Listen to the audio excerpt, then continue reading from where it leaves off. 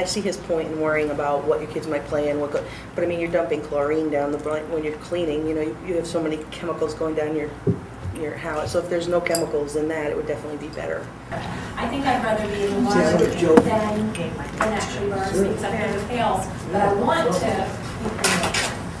But I know that's fire, so that's, I don't want the bugs, so I'm not going to go in the ground. But the water seems like I'm coming in and water and I'm going out in water. That sounds okay to me. How much water is actually? Biocremation is just the person's ashes. It's not mixed with the box or anything like that. Is that correct? It sounds natural. You're brought into the world in a sack of water, you go out of the world in a box of water. It just sounds good to me. Right. I know for one, my mother-in-law passed away. She was cremated, and each sibling was given a small urn with some ashes for the house, and then the rest were. Yeah, my father wants to be scattered. If I understand the alkaline solution, it's water-based. May have some chemicals in it, but water separates into acid and alkaline water, so it seems to me that it's a much greener option, and it's not using heat energy, which for some reason I think is less than the water energy. It uses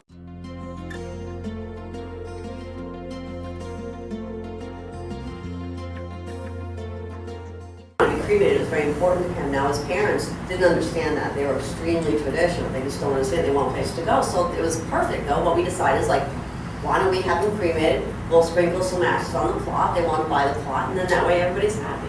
Because I think it's important to respect the dead person. They're dead, they don't care, but that's what they wanted. But the parents of the people that are left, they wanted a place to go, and it was really nice. I mean, cemeteries are beautiful places, so this way they had a place to go, and he got what he wanted, and that way everyone was happy. Just as people buy organic food, and we pay lots more money for organic food. So I think they would, if that's important to them, then they would, even if it's a little bit more, they would choose biocremation. how much more do you think? How much more would they spend? Yeah. They spend $100 more? I think some people would even be willing to go farther than that. I mean, if they're really, if it's really that important to them, like. Well, what I was going to say is it ecologically. depends. It depends really where your stand is with this green thing. Yeah. Well, there's a lot of people that are die hard about it, and they won't do anything that is green, so they're going to pay $1,000 more, they'll do it. There are people that have enough disposable income, and I think that's very popular. And my mom doesn't have a lot of disposable income, but I mean, if she comes to Florida to visit, and we leave our cars idling so we have the air conditioning, and she turns them off because she thinks it's a waste. So I can see her, even though she doesn't have a lot of extra money, but she might be interested in a bio-cremation process because the environment is important to her. Even in our economic situation right now, people are paying more to leave a smaller carbon footprint. They're buying pre-sit, they're buying green materials for building, and so that comes with a value. Would you pay $100 more?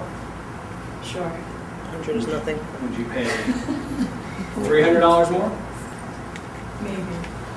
That's like the borderline. Would you pay $500 more? Again, maybe. I think you're hitting the tipping point. I'd say no, because that's like 30% more. If you say $1,500, and it's going to cost me another $150 to go bio, okay, it's 10%. So I can live with that. But, you want to go all the way up now to 2,000, that's a big chunk. Okay. But you need to think about it 20% more. like buying rechargeable batteries. You pay more up front, but in the long run, they're worth it. They're better for the environment. You're teaching, it's better for your children, their future. And with the bio cremation, the water will go back down into the earth. It's not like you're wasting it. Well, I would think the total carbon footprint of the total process. For example, in a traditional crematorium, you have the heat, which is generating carbon release from cooking for 3 hours. You have the bodies releasing its carbon.